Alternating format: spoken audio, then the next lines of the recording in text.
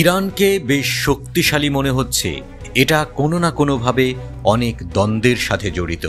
ইরানের শাসক গোষ্ঠী পুরো অঞ্চল জুড়ে প্রতিরোধ গোষ্ঠীগুলোকে অর্থায়ন করছে, এমনকি ইসরায়েলের উপর সরাসরি হামলা চালায়। ইরানের মূল কৌশলগুলো কি? আসলেই তারা কতটা শক্তিশালী? মধ্যপ্রাচ্যে ইরানের প্রধান প্রতিদ্বন্দ্বী সৌদি আরব, যারা আধিপত্য বিস্তারের জন্য লড়াই করছে মুসলিম বিশ্বে। ইরানের শাসক একজন আলেম, ৩৫ বছর ধরে আয়াতুল্লাহ আলী খামেনি ইরানের শীর্ষ নেতা। ইসলামী বিপ্লবের পর থেকে ইরান যুক্তরাষ্ট্র ও ইসরায়েলকে প্রধান শত্রু হিসেবে বিবেচনা করে আসছে। উভয় দেশই ইরানকে টার্গেট করেছে। ২০২০ সালে ইরানের শীর্ষ জেনারেল কাসেম সুলাইমানিকে হত্যা করে যুক্তরাষ্ট্র। এই হামলার পেছনে ইসরায়েলের হাত রয়েছে বলেও ধারণা করা হয়। ইরান বিভিন্ন প্রক্সি গোষ্ঠীকে সমর্থন করে, যেমন ইয়েমেনের হুথি এবং লেবাননের হিজবুল্লাহ।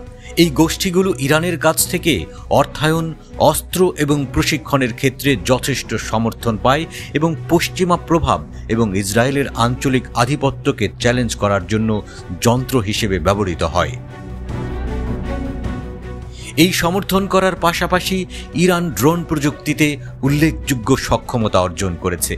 উন্নত সামরিক হার্ডওয়্যার পাওয়ার পথ সীমাবদ্ধ হয়ে গেছে আন্তর্জাতিক নিষেধাজ্ঞার কারণে।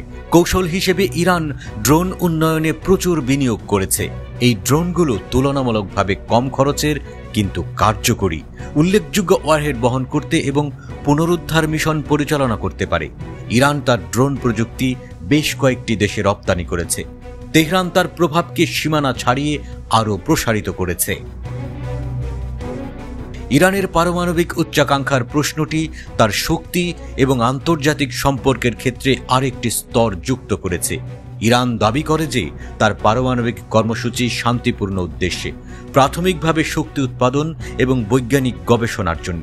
তবে পশ্চিমা শক্তি এবং আঞ্চলিক প্রতিদ্বন্দ্বীদের মধ্যে সন্দেহ রয়ে গেছে যে ইরান পারমাণবিক অস্ত্র তৈরি করতে চাইছে। তার পারমাণবিক সক্ষমতাকে ঘিরে এই অনিশ্চয়তা ইরানের উপর উল্লেখযোগ্য আন্তর্জাতিক উত্তেজনা এবং অর্থনৈতিক নিষেধাজ্ঞা আরোপ করেছে।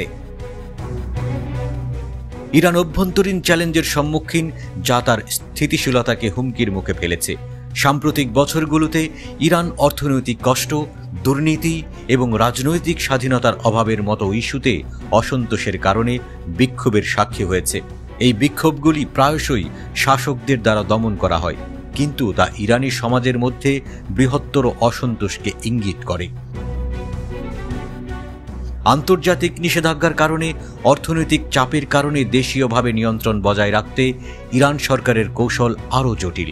ইরানের অভ্যন্তরে এবং বিদেশে কর্তৃত্ব প্রয়োগ করার জন্য সরকার একটি শক্তিশালী আধাসামরিক সংস্থা ইসলামিক রেভলিউশনারি গার্ড কর্পস IRGCর উপর অনেক বেশি নির্ভর করে।